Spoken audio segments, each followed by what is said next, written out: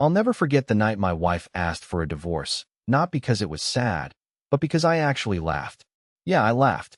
Not out of joy or relief, at least, not at first, but because the whole scene was so absurd it felt like a badly written movie. She waited until after dinner, after the cake I'd baked for her birthday. Yes, I'm that kind of guy. Soft, sentimental, always trying too hard.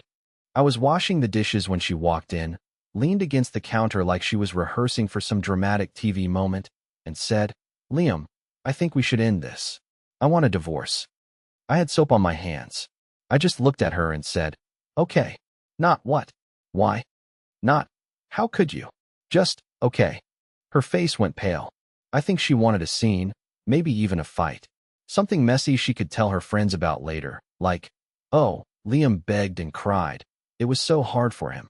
But I didn't give her that. And for a second, I swear she looked disappointed. Here's the thing, I'm not a tough guy. I've always been the apologizer, the fixer, the guy who clings to a sinking ship because I'm scared of swimming alone. But at that moment, something inside me flipped. Because deep down, I'd already known.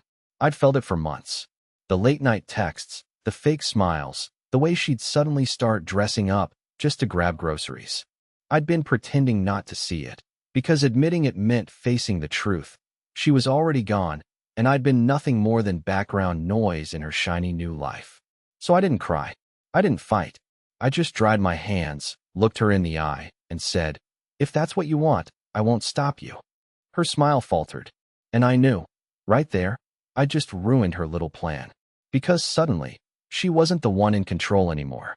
That night, while she was sleeping at her sister's, I sat alone at the kitchen table and realized something. I wasn't just going to let her walk away clean. No, I was going to let her bury herself. And the first step? Finding out who she really was when she thought I wasn't looking. The next morning, I woke up to the smell of her perfume lingering in the hallway. She'd left early, claiming she had to catch up on work.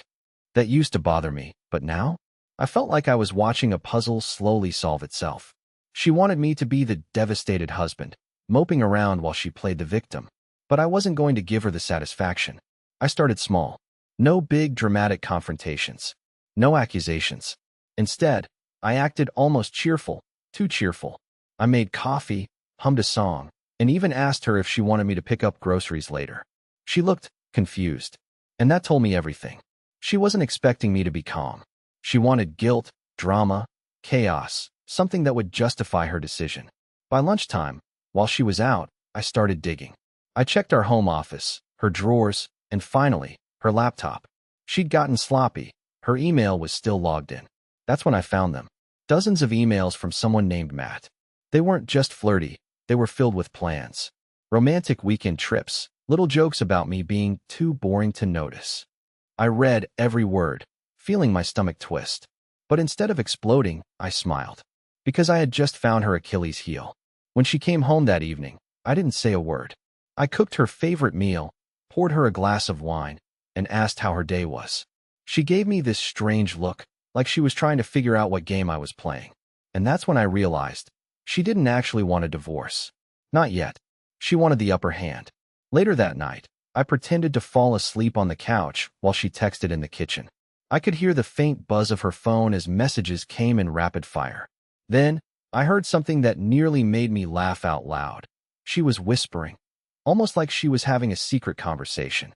She said, "It's almost done. He's not fighting me at all. This will be easy." Oh, sweetheart, you had no idea who you were dealing with. That night, I stayed up until 3 a.m., planning. I wasn't going to confront her, not yet. No, I was going to let her think she was winning. I was going to let her think she had me beaten. And when the time was right, I'd flip the script so hard she'd never see it coming. The next few days, I played the perfect husband. I didn't ask about the divorce. I didn't bring up the late nights or the messages I'd read. I smiled, cooked dinner, even asked if she wanted to watch one of her favorite shows together. It felt like wearing a mask, but it worked. She started looking at me differently, suspicious, almost nervous. She wasn't used to me being this calm. Usually, I was the one over-explaining, apologizing for things I hadn't even done, always trying to keep her happy. Now, I wasn't giving her anything to work with, and I could see it was messing with her head. One evening, I caught her staring at me while I was scrolling through my phone. She asked, "Are you okay?" Like she was fishing for a reaction. I just smiled and said, "Never better." Her brow furrowed, and for the first time, I saw doubt in her eyes. Maybe she realized I wasn't going to give her the dramatic exit she wanted. Maybe she was worried that I'd found out more than I let on. Meanwhile, I was gathering everything I could. I copied her emails, took screenshots of her messages to Matt, even tracked her locations through our shared accounts. It was shocking how careless she'd become, how confident she was that I'd never notice. But I noticed everything. Every little lie. Every time she said she was at a friend's place when she was really at some overpriced hotel with him. It was all there, and I was quietly building a story that she wouldn't be able to deny. What made it almost funny was how she still tried to act like nothing was wrong. She'd kiss me on the cheek, smile at me over breakfast, talk about some meaningless things at work. It was like she thought if she kept up the performance, I'd stay in my role as the clueless husband. But I was done being clueless. I was done being her safety net. The first real crack appeared when I casually mentioned that I was thinking of going on a solo weekend trip to clear my head. Her reaction was priceless. She froze for a second, then quickly asked where I'd go, who I'd see, as if I was suddenly the suspicious one. I told her I hadn't decided yet, but I could tell she didn't like the idea of me being out of her line of sight. It made me wonder, did she fear losing me, or did she just fear losing control of the story she'd built? That night, I lay in bed next to her, pretending to be asleep, while my mind was racing. I wasn't just going to walk away from this marriage. I was going to leave her with nothing. No story where she's the victim. No easy escape where I look like the pathetic husband who begged her to stay. I was going to let her self-destruct. And the best part? She wouldn't even see it coming until it was too late. By the time the weekend rolled around, I had a plan forming in my mind. Something subtle but sharp enough to expose her without me having to say a single word. I knew she was planning another girls' night with Matt. That was her usual cover. So, I pretended I was going out too. On Friday morning, over breakfast, I casually mentioned that an old college friend had invited me to a small get-together out of town and that I might not be home until late. I didn't even look up from my coffee when I said it, but I could feel her freeze for a second before plastering on a fake smile. "That's nice," she said, trying too hard to sound nonchalant. "It'll be good for you to get out." Her voice had this strange tightness to it, like she didn't actually want me gone but couldn't admit it. I nodded and played along. That evening, I left the house like I was heading to the party. Instead, I parked 2 streets away, turned off my phone's location, and waited. Not even half an hour later, I saw her car pull out of the driveway. I followed, keeping my distance, my heart pounding harder than it had in years. It felt insane, like I was starring in some low-budget detective movie, but I needed to see it with my own eyes. She drove straight to a hotel downtown. No hesitation. She didn't even bother to check if she was being followed. I watched from the other side of the parking lot as Matt, some tall guy with a beard and a jacket that screamed, "Wanna be cool," walked up and kissed her like I didn't even exist. My hands gripped the steering wheel so hard it hurt, but I didn't make a move. I just sat there, watching, letting the anger turn into something cold and focused. Instead of confronting them, I took pictures. A lot of pictures. Them holding hands, her leaning on his shoulder, laughing like a teenager who'd just discovered love for the first time. Each photo felt like a nail in the coffin of our marriage. But strangely, I didn't feel broken. I felt awake. When she came home later that night, smelling of cheap hotel soap and lies, I didn't say a word. I even asked her if she had fun with the girls. She hesitated for a fraction of a second before answering. "Yeah, it was great. We just hung out and talked." I smiled. "That's nice. I'm glad you enjoyed yourself." She didn't know I had proof. She didn't know I was done playing the fool. Over the next few days, I started acting differently. Calmer, almost detached. I didn't text her as much when she was out. I stopped asking questions. I could tell it made her nervous, like she sensed I was slipping away but couldn't figure out why. She started doing small things, like trying to make my favorite dinner or sitting next to me on the couch, which she hadn't done in months. It was almost funny, watching her suddenly pretend to care, all while I knew exactly where she'd been and who she'd been with. I didn't want revenge in the dramatic, movie-style way. I wanted something quieter, something that would eat at her. I wanted her to feel the slow realization that she had miscalculated everything. And that's when I set the next trap. I told her I'd booked a weekend trip for the 2 of us at a cabin we used to love visiting. I made it sound like I wanted to reconnect, like I was trying to save what was left. I could see the confusion in her face. She didn't know whether to be happy or nervous, but she agreed. And in that moment, I knew I had her exactly where I wanted her. The drive to the cabin was silent, but it wasn't the comfortable kind of silence. It was heavy, like the air was filled with things we both wanted to say but couldn't. I kept my hands steady on the wheel, my expression calm, while inside my head, I was going over every detail of what I'd planned. She sat next to me scrolling through her phone, pretending to be busy, but I caught her glancing at me every few minutes as if she was trying to read my thoughts. She wasn't used to this version of me. The old Liam would have been babbling nervously, cracking jokes, asking if she was okay. This Liam didn't care if she was comfortable. I wanted her to feel the tension because tension made people slip. When we arrived, I lit the fireplace, poured her a glass of wine, and suggested we talk, but not about the divorce. I wanted to keep her guessing. I asked her about the early days of our marriage, about memories we hadn't revisited in years. I watched her carefully, noticing every time her smile faltered, every moment she hesitated, as if she wasn't sure how to act around me anymore. There was something satisfying about seeing her squirm, not because I wanted to hurt her, but because I knew she was finally realizing that I wasn't the soft-hearted fool she thought I was. Later that night, I left my phone unlocked on the coffee table with a fake text conversation open, one I'd created with a friend of mine. The messages hinted at someone new, someone I was talking to. It wasn't real, but I wanted to see how she'd react. Sure enough, when I stepped out to grab firewood, I came back to find her pretending to scroll through Instagram. The problem? I'd angled my phone just right before leaving, and now it was in a completely different position. She'd taken the bait. Her demeanor shifted that night. She was suddenly touchy, trying to sit closer to me, asking if I wanted another drink. It was bizarre. For months, she'd been distant, cold, always finding excuses not to spend time with me. Now, all of a sudden, she was acting like she cared. I played along, but inside I was laughing. The thought that I might be slipping away clearly scared her. She didn't want me, but she didn't want to lose me either, not until she decided. The real turning point came the next morning. I woke up early, made coffee, and accidentally left my laptop open on the counter with the photos I'd taken of her and Matt on full display. When she saw them, her face drained of color. She didn't think I noticed, but I did. She froze for a few seconds, then closed the laptop like it was burning her fingers. She didn't say a word, just walked around the cabin with this fake cheerfulness, overcompensating by asking if I wanted pancakes or if we should go for a hike. I didn't bring it up. Not once. I pretended I hadn't seen her reaction at all. That's when the real psychological game began. She was now living with the fear that I knew, but she didn't know how much I knew or what I planned to do about it. It was a kind of quiet revenge, and it was working. Every smile she forced looked more strained. Every laugh was hollow. That night, as we sat by the fire, she finally broke the silence. "Liam," she said carefully, "you've been different lately. Is something wrong?" I looked her straight in the eye and said, "No, everything's fine." The way her lip trembled told me she didn't believe a word of it. And that's exactly what I wanted. The ride back from the cabin was quiet, but it wasn't the same silence as before.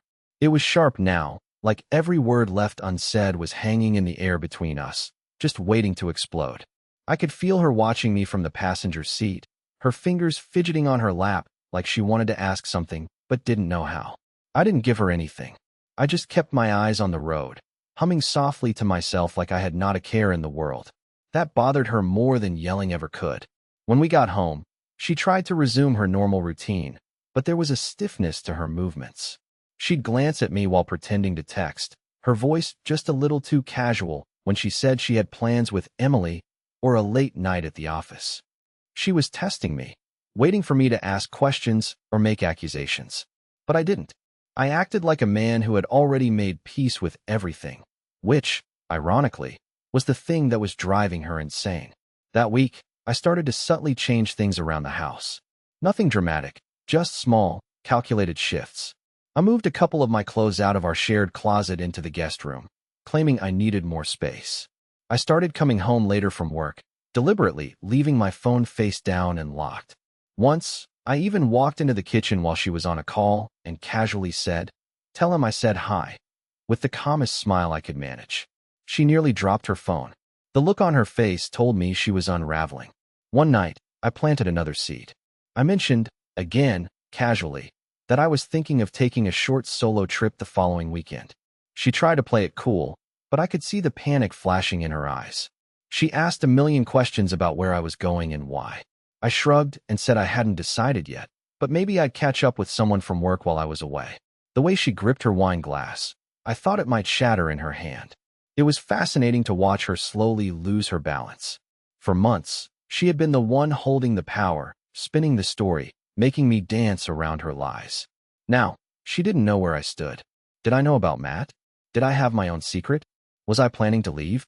The not knowing was eating her alive, and I didn't even have to raise my voice. The breaking point came late one night. She came home later than usual, wearing that same perfume she never used to wear around me. I was sitting on the couch, reading emails, and when she walked in, I just looked up and smiled.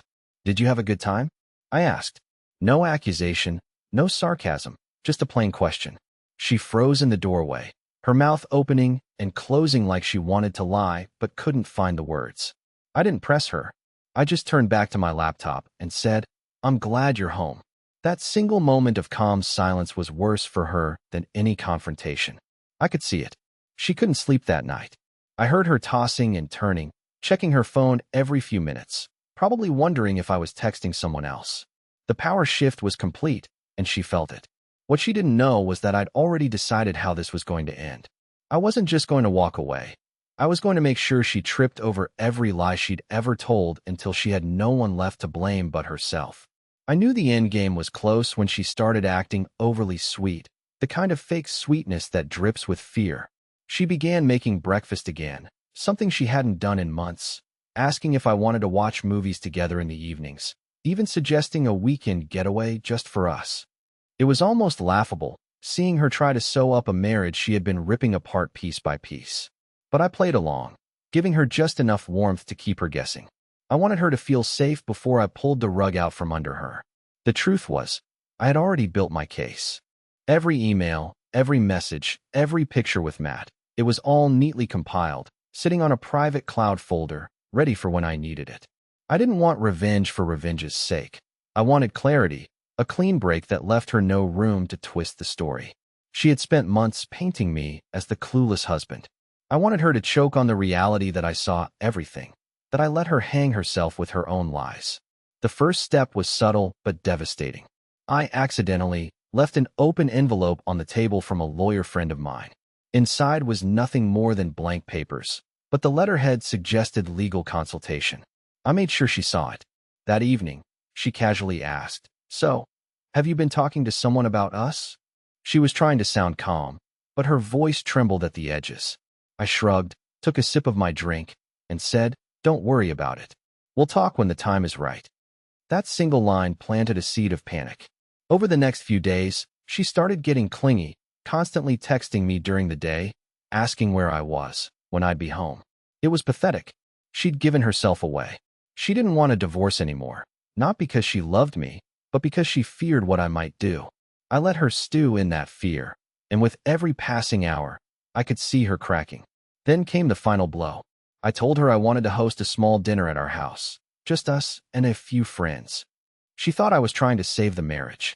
What she didn't know was that one of those friends was a co-worker who had seen her and Matt together, someone who could drop casual hints without even knowing the full story. I wanted her to feel the walls closing in, to realize her secret wasn't safe anymore. The night of the dinner, she was a nervous wreck. Every time someone laughed or mentioned relationships, she stiffened, glancing at me as if I'd orchestrated a trap, which of course I had. At one point, my coworker casually said, "Didn't I see you downtown near the hotel on Fifth last week? You looked great in that red coat." My wife's face turned white. She stammered something about running errands, but her hands were shaking so badly she almost dropped her fork.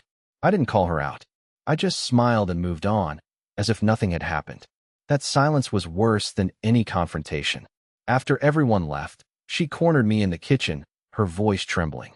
"Liam, we need to talk," she said, but I just looked at her with a calmness that scared her more than yelling ever could. "I agree," I said. "We really do." And that's when I knew I had her exactly where I wanted her, terrified of what I knew, desperate to know how much control she'd lost. That night, after she cornered me in the kitchen, I decided it was time to finish this game. I'd let her squirm long enough. I didn't want to drag this through lawyers or burn down the house we had built. I wanted to walk away with my head high, leaving her with the truth she'd tried so hard to hide. I sat her down at the dining table, the same place where months of unspoken tension had been building, and placed my phone in front of her. I opened the folder with all the evidence, every message, every email, every photo. I didn't raise my voice or accuse her of anything.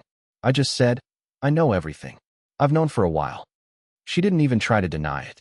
She just stared at the screen, her hands trembling, and whispered, Liam, I'm so sorry. It wasn't the apology I'd wanted for months, but it wasn't anger I felt anymore. It was clarity. For the first time in years, I felt free. Don't be sorry, I said calmly. You made your choice, and now I'm making mine. I told her I wasn't interested in revenge or screaming matches. I told her I'd already spoken with a lawyer about a fair and clean divorce. We would split what we needed to split, and I'd be out of her life for good. She looked like she wanted to fight, like she wanted to explain everything away, but I didn't give her the chance. You can keep your stories, your excuses. I don't need them anymore, I said, standing up. I'm done being the guy who begs you to love him. The next morning, I packed my things, not in anger, but with a sense of calm I hadn't felt in years. She cried as I loaded the last box into my car, begging me to talk, to reconsider, but I just shook my head and smiled.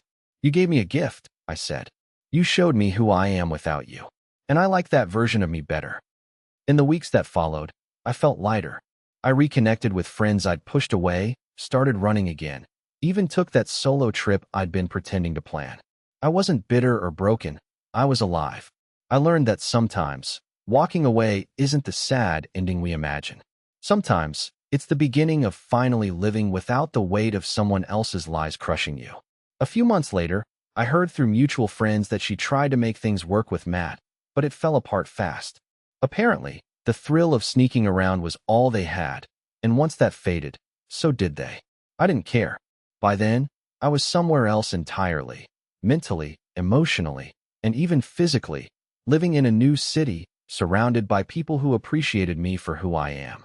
The last time I thought about her, I realized something. She thought she had outsmarted me, but the truth is, I won by not playing her game. I walked away with my dignity, my peace, and a fresh start. And honestly, that's the sweetest revenge there is.